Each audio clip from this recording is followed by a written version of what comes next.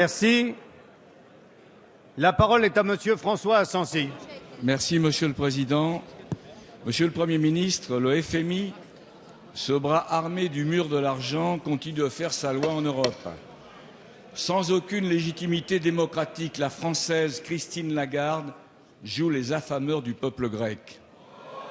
Alors qu'un accord avec la Grèce était proche, les dirigeants européens, l'Allemagne en tête et la France solidaire, se sont ralliés à la surenchère du FMI, qui souhaitait toujours plus d'austérité en s'attaquant aux petites retraites.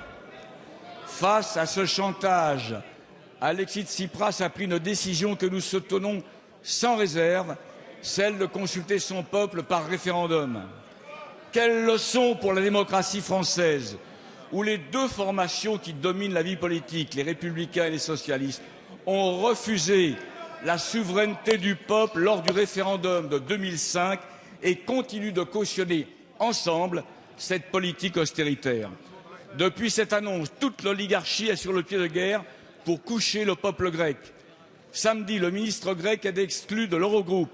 Depuis, la BCE, le FMI, la Commission spéculent pour inverser le résultat du référendum. Décidément, il n'y a pas de place pour la démocratie dans cette Europe des marchés et de la finance. En refusant de prolonger leur aide, les créanciers ont fait le choix irresponsable de pousser la Grèce en dehors de la zone euro. Ils ont pris le risque inouï d'une panique bancaire généralisée. Pour préserver le dogme de l'austérité, ils sont prêts à mettre en péril la construction européenne. Monsieur le Premier ministre, si dimanche prochain, le peuple confirme ce refus de l'austérité, quelle sera la position du gouvernement? Plaidera-t-il enfin au niveau européen pour la restructuration de la dette grecque et l'annulation des créances illégitimes? La parole est à Monsieur Michel Sapin, ministre des Finances et des Comptes publics. Merci, Monsieur le Président. Mesdames, Messieurs les députés, Monsieur le député Asensi. Vous avez votre lecture.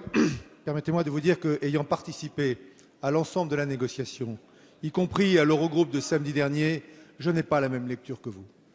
Et je crois pouvoir en parler en connaissance de cause et en connaissance en particulier de la position française. Monsieur Asensi, samedi dernier, sur la table des négociations, en présence évidemment du ministre des Finances grec au sein de l'Eurogroupe, il y avait une proposition globale, comme la France l'a souhaité, avec des mesures nécessaires pour faire en sorte que l'économie et les finances grecques retrouvent de la stabilité, mais avec un accompagnement indispensable en termes de solidarité de la part de l'Europe, en particulier de nous, de chacun d'entre nous, de chacun de nos pays, avec une aide au financement de l'économie, avec une aide à l'investissement, parce que c'est l'investissement qui permettra à la croissance de reprendre en Grèce, parce que la Grèce a d'abord et avant toute chose besoin de retrouver de la croissance, de l'activité et de l'emploi.